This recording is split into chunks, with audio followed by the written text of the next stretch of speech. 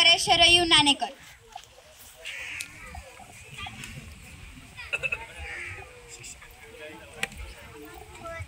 नमस्कार, मी शरयू दिलीप नाणेकर. सर्वप्रथम सर्व शिक्षकांना शिक्षक दिनाच्या हार्दिक शुभेच्छा.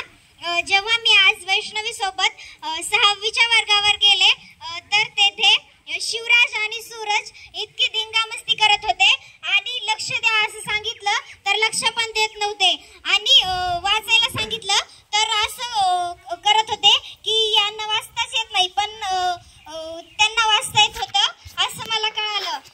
आणि नंतर मी 3रीच्या वर्गावर गेले होते. तिथं तर 3रीचे मुलं इतके बेशिस्तपणे वागत होते.